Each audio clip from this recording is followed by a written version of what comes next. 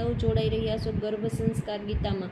તો વાત કરીશું આજના એપિસોડમાં માતા અને બાળક વિશેના સંવાદ વિશે. એટલે કે માતાના ઉદરમાં રહેલું બાળક છે એકવાર પોતાની માતાને પૂછે છે કે હે માં, જ્યારે એક મૂર્તિ બનાવનારો કલાકાર છે એ મૂર્તિ બનાવે છે એ પહેલાં જ એના મનમાં ધારણ કરી લે છે કે મારે કેવી મૂર્તિ બનાવવી, તો તે શું મારા માટે કંઈ વિચાર્યું છે? ત્યારે માતા છે એના બાળકને સુંદર જવાબ આપે છે કે તું મારા પેટમાં પળનારો કે પળનારી જે કંઈ પણ હો, પણ મેં એવું વિચાર્યું છે કે તું સાક્ષાત દેવકીના પેટમાં પળનારા કૃષ્ણ જેવું તેજ લઈને આવીશ.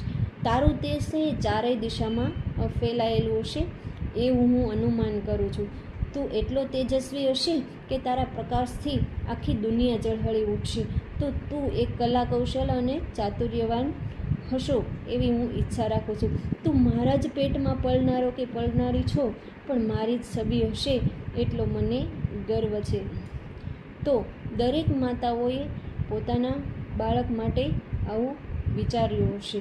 જો મારી માહિતી તમને સારી લાગે અથવા તો નવી માહિતી મેળવવા માંગતા હો ગર્ભ સંસ્કાર ગીતામાં. ગર્ભ સંસ્કાર ગીતા એટલે શું?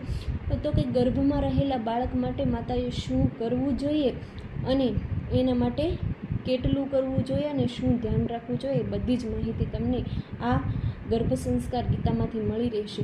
તો પ્લીઝ મારી સાથે જોડાતા જાઓ, મારી ચેનલને લાઈક કરો, શેર કરો તેમજ આગળ મોકલવાનું અચૂક ભૂલતા